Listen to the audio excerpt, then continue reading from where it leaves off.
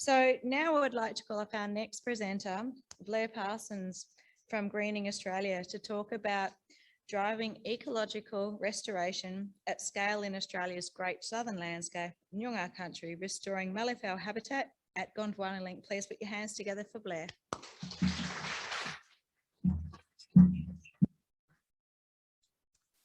Hi everybody, hope you're having a good time talking about malleefowl. It's a dream come true for me.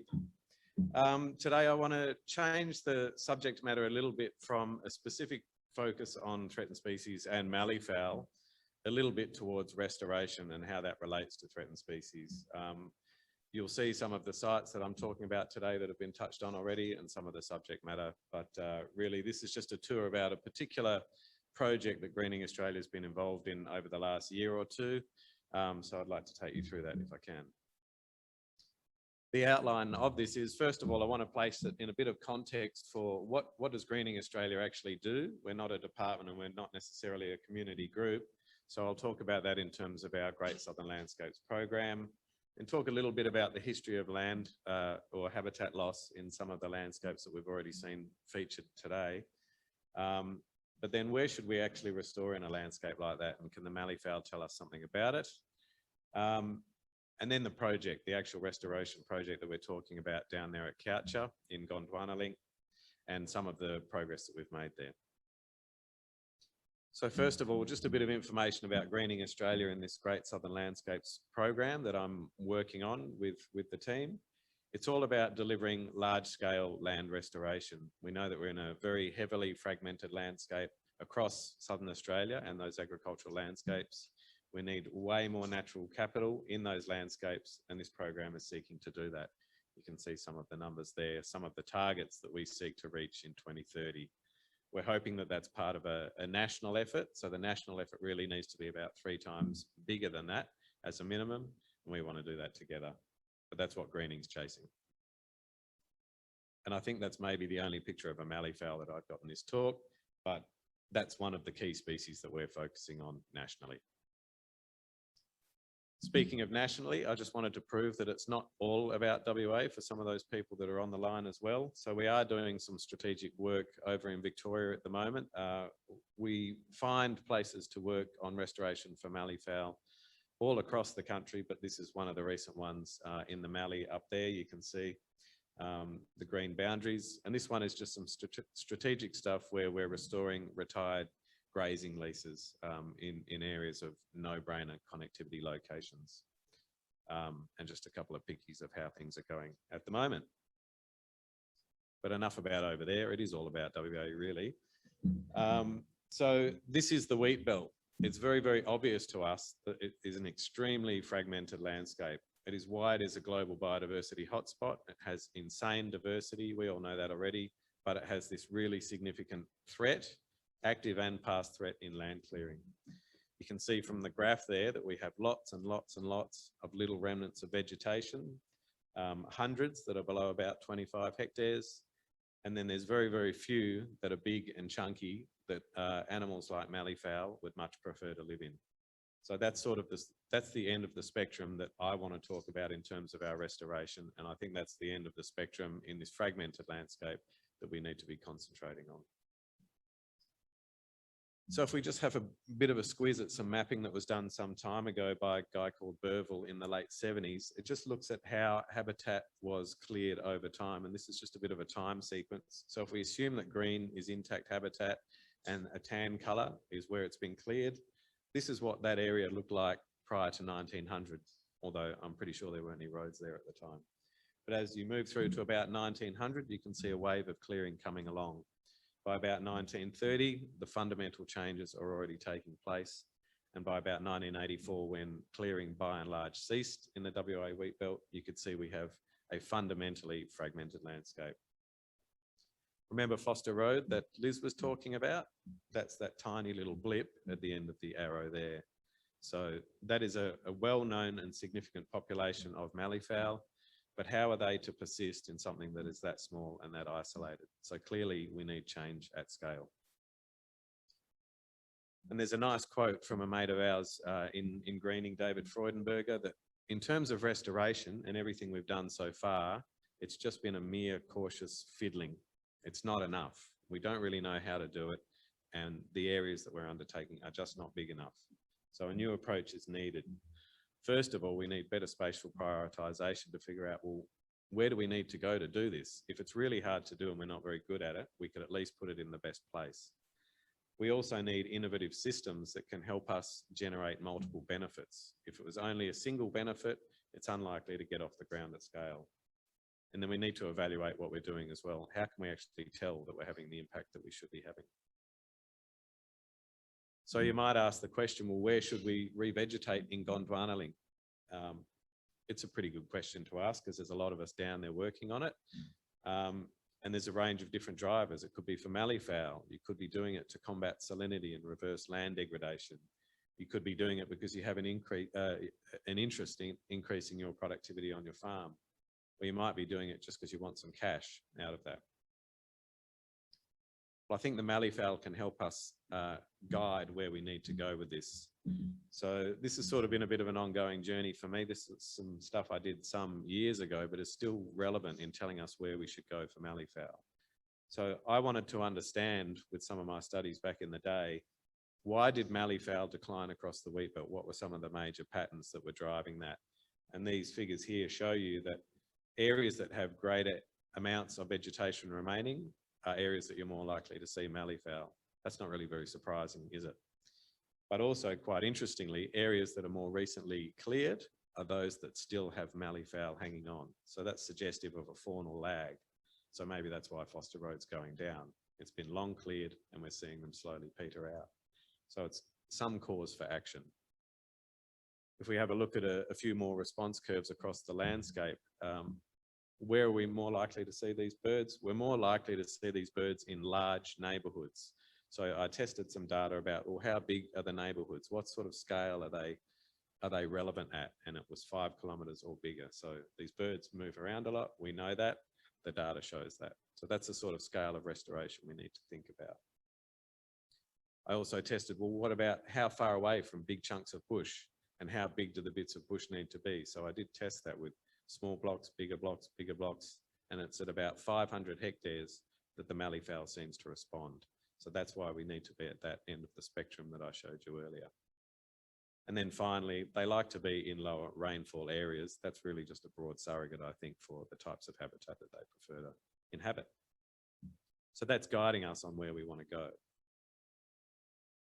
As we've heard already, citizen science is a critical part of malleefowl conservation and management, and I think restoration as well. This map here shows all the sightings data that was collected from about 1990 to 2005 that I used to inform that, that analysis you saw before. But it was built on everything that the Malleefowl Preservation Group did, the North Central Malleefowl Preservation Group, and a range of others. So being able to conserve this species would be all the more difficult if we didn't have that collaborative citizen science. So it's just so fundamental.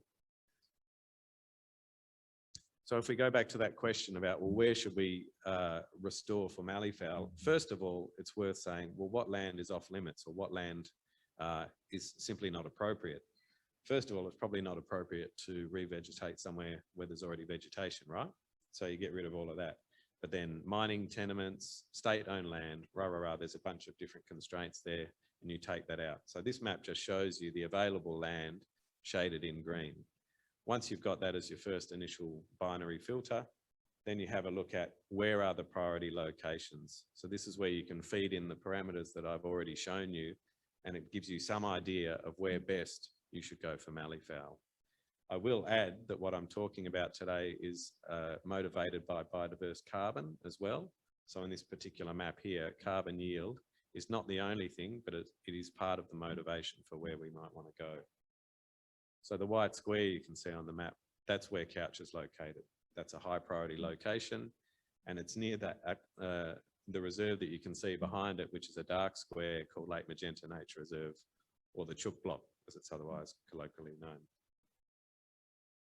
So using the principles of landscape ecology, which is what I've been explaining here, we're trying to get some sort of landscape corridor back with the restoration that we do at Greening Australia. I don't think we're really interested in small linear corridors. They need to be substantial corridors or substantial stepping stones that add to the connectivity of the landscape. So when you start throwing some of those parameters in that I've already shown you response curves for, you can see that this particular place, Coucher, ranks pretty well. On the top left, we've got a map that says how much vegetation is there in the surrounding 5Ks, and those locations in red are situated in particularly good spots. On the top right, we have an indice for ecological cost about how the birds might move across the landscape. Looks really good. Same thing for distance to big remnants down on the bottom left, looks really good. And then finally, distance to managed reserves on the bottom right. So we've got a range of indices at the landscape scale that say we should go here. Remember Foster Road, that tiny little blip? So I just wanted to put that there to give you an indication of the scale that we need to work at. It needs to be much bigger than Foster Road because I'm not actually convinced that that represents a viable population. Yeah, I'll show you a bit of the scale as we go through. What I think is really important as part of this, though, is not to just go and roll across the landscape and soak up really fantastic farmland and use that for restoration, because I think that'll lead to land use conflict and it might be a bit of an ugly situation. So what's critical to this was Coucher was an old conditional purchase property, and it actually features in a documentary, A Million Acres a Year, that was put out by G-Link and a guy called Frank Reichenbach. Veronica and Kent Kingdon used to be on this property, and they opened it up in the 60s mainly for livestock and for cropping. But there's a couple of quotes on that slide that you can see there. When they started clearing, she says, "We found out that it was just a salt sump. At that time, you're expected to clear so much." And they, being the government, would not acknowledge that they'd made a mistake. So even at that early stage, it was pretty apparent that this was not a good thing to do, to clear and try and farm this place. So Veronica refused to clear 1,000 hectares of it. That actually represents a key building block that we're building from with this property. And the government wanted her to continue to clear that 1,000 hectares, but she wouldn't. So the department gave way and they gave her another block elsewhere, but kept going with the program. So it's just really interesting to see that this is a place that really probably shouldn't have been cleared. And so we're happy to go and restore something like that. Even in a social context, it's a priority. So as we move on to the task of restoring, then it's just important to state how critical guidelines are in guiding what you want to do, especially when it's something like biodiverse carbon, because there is a bit of a tension between the two. We don't want to plant a monoculture for carbon. We do want to see genuine biodiverse outcomes. So using guidelines like this can set your context and put you on that restorative continuum. I'll tell you what that means in a sec.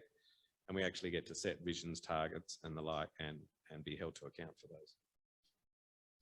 So just to state then that what we're trying to do here is probably not completely at the top end of the restorative continuum. We are not going to make something that looks like exactly what it was before it was cleared. I'm not even sure we know how to do that yet. I haven't seen any examples anywhere. But we are initiating the native recovery of this land, and hopefully we're getting to a point where we at least partially recover what's going on. So the vision here for this particular project, a carbon sequestration project that restores farmland on Coucher to a self-replicating, biologically diverse native plant system that contributes to Gondwana Link. That's the big, lofty vision. It's really important to have that, especially when you're working with a client to deliver this sort of thing. It would end up being a 2 to 3 star rating with the work that we're doing, I think. But importantly for malleefowl, what we're talking about is providing a foraging resource for the species. We're not sure whether it'll be breeding initially, but what that means is trying to establish diverse mallee shrubland and mallee heath and get some of the elements back for malleefowl that they need. So some of that leaf litter, some of that diverse understory, and a decent canopy for roosting. So as we start to walk through the restoration process, this is just a quick squiz at what it looks like. So we need to undertake a lot of site assessment.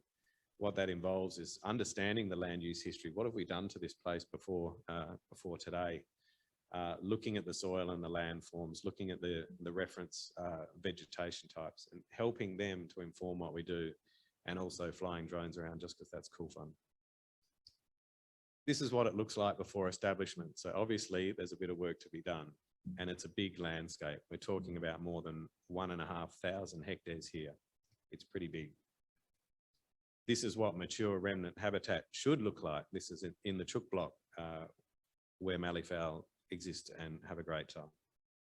You can see that we've got really diverse understory. It's quite good in terms of its coverage. We've got great canopy and the like. So we need to try and replicate that. And here are some of the reference ecosystems adjacent to the block that we can use to inform what we should be putting in there. As we move on through the restoration process, then it gets to planning and design. So you synthesize all your baseline data and you define some restoration units. So for this particular block and 1,500 hectares, there's about 9 different restoration units that we're putting in there. And I'll just state for this part of the world, a lot of you know, but some of you don't, it's just actually really difficult. Alex knows really well. The degree to which soil types change over very, very small distances is just out of control. So trying to plan for that and design this thing is hard. It involves a lot of survey to inform that. So in the end, 9 restoration units. And for this project, we're going to end up with about 99 species that have initially gone in. 89 of those are going to go in or have gone in by direct seeding and another 43 by tube stock planting. So when you do it, implementation's quite the task. For us, we implemented in 2020. That was a period of a bit of an insane 8 weeks. So direct seeding, we had 873 kilos of seed, almost a ton of seed going in the ground. We had 3 direct seeding machines running continuously in all the daylight hours, and we had runners feeding those machines as they were cruising around. So it ended up being quite a well-planned and industrial process almost. You know, we're sort of looking at farmers with their big machines with envy and thinking, how can we get bigger so that this is easier for us? But nonetheless, we got there. But also something that's nice about this project is the circularity of who's involved. So we have a guy, Kingsley Vaux, who was involved and guiding us in the direct seeding of this. He was actually a re-veg pioneer back in the early 2000s and before, and it's his block that has Foster Road on it as well. So it's great to have him and his family as part of that, really important. This is just to give you an idea of the scale of it. This is just one paddock. There's probably about 20 of these, of a vast scale, and we have tractors cruising around direct seeding. And this is Kingsley talking to Barry. What I really liked about this is Barry's been with us for about 15 years, but he's still learning and get told what to do by Kingsley. So that's really important. So the other part of implementation, it's the tube stock. So again, we wanted community, we wanted to be able to heal country, and we were very, very grateful to have the Badgebup Aboriginal Corporation join us. They were completely efficient, completely switched on, and also telling us how these things can work as well and how you heal country and what it means. So it was great to have them, and that was 173,000 plants that went in the ground. Finally, once we've done all of that, we can get to the monitoring and evaluation and innovation stage. So we decided to do some seed trials with Curtin University as well. If we're going to enhance this stuff and get it to happen better at scale, we need to do better with the seed that we have. So there's a lot of technology around coating seeds, fiddling with them, making them the right shape, putting enhancements in that could be used. So Curtin had a look at trialing those, and the trial was a complete dud. But they gave us a little bit of good data. The data that we found here is on this graph. What it shows is that on the x-axis you've got time, and on the y-axis you've got moisture. As time went on after planting, you could see that moisture dropped and dropped and dropped at different depths. So the orange, the blue and the grey lines are shallow soil depths, and we could see that the moisture essentially dropped to 0 by about October. And that means you're going to see mortality, and that's just going to be a really bad thing. At 20 centimetres, we seem to hold some moisture. So it's a race against time for those plants to get their roots down to 20 centimetres. Otherwise, things aren't going to be looking very good. This is what monitoring looks like, having grown people hanging around on their hands and knees, trying to find the new little emergents that are coming out from the soil. And this is what some of the new emergents look like. And that's great to see that in spring. You'll see little things pop up, but things are not so easy. So we had a very dry season in 2020, and this is sort of the end of 2020. And if you went in there, you'd see quite a lot of weed. There'd be wire weed and other things like that, negatively impacting what we did, and not a lot in terms of the germination remaining. 2020, though, looked comparatively all right to 2021. This is monitoring in 2021. So we thought we had to deal with terribly dry conditions. This year, not so much. It's a little bit moist. I just wanted to sort of finish up this talk and this progress report on how we're going at Couch with a bit of discussion around monitoring and evaluation. So what you can see on the screen there are two different evaluation wheels. One is concerned with ecology and one is concerned with social and cultural impact. It's probably hard to see on the screen, but inside that blue shape, there's a whole bunch of things that as ecologists, we really love to measure.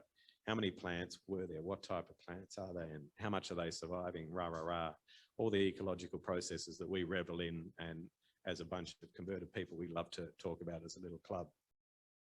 But with this one being a biodiverse carbon project, it needs to be more than that. So obviously we need to think about, is it actually going to produce the carbon that this project has been designed to produce and that we're actually liable for in terms of contracts with the federal government? But I think more importantly, we need to move into a broader space socially as well. We need to have these things integrated into a landscape so that, is it doing anything for the local community? Is it actually healing country and healing people? Are we getting decent cost share arrangements and benefiting the people that live in those landscapes? All of that sort of thing. Greening Australia has a vision around nature and people, and we need to try really hard to make sure we don't forget that people piece in it. So the result just for now at this early stage, which is only about a year out from planting, we've got 1,540 hectares of biodiverse planting establishing. So I won't say it's perfect habitat, and there's a big conga line of malleefowl cruising around in there, but we're on the way. And there is a potential need for further intervention because it has been patchy in its establishment. We are aiming for more than 4.5 million stems in the ground as part of this. The desired long-term impact clearly though, is we want habitat for malleefowl and we want them in there thriving as part of the broader Gondwana Link program. There's a couple of questions though. So how will that restoration continue to develop and mature? One of the elephants in the room for the restoration that we're all doing in Gondwana Link is, does this restoration actually recruit? We've got plants in the ground, but are we getting that next generation happening? How, when and to what degree will malleefowl use it? I think Bush Heritage have got some good early signals on this with mounds coming up in restoration.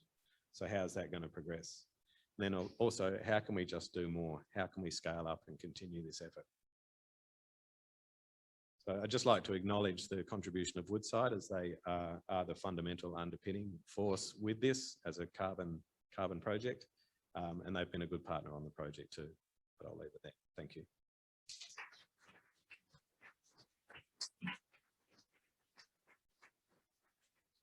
Thank you very much, Blair. Just stay there. We know you're on the panel, but because we have a couple of minutes, are there any questions in the audience, please? Got one over here. Be with me. Walk fast.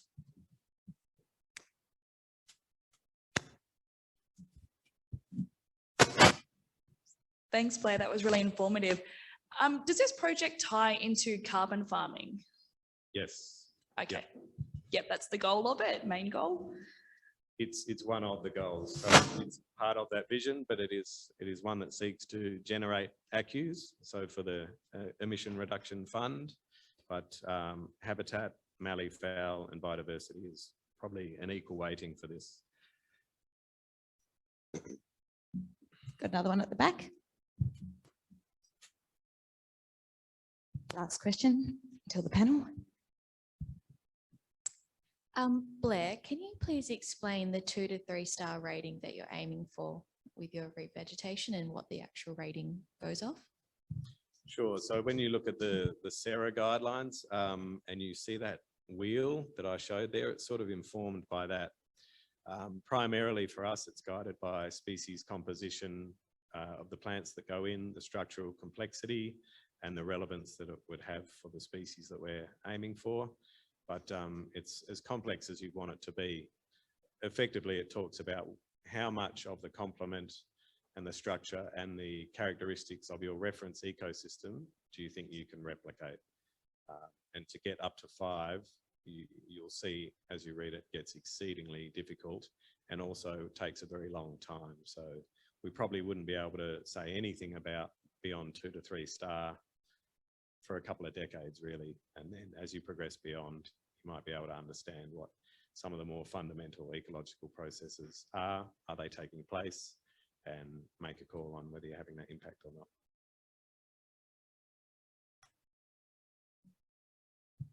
Thank you, Blair. Everyone put their hands together for Blair, please.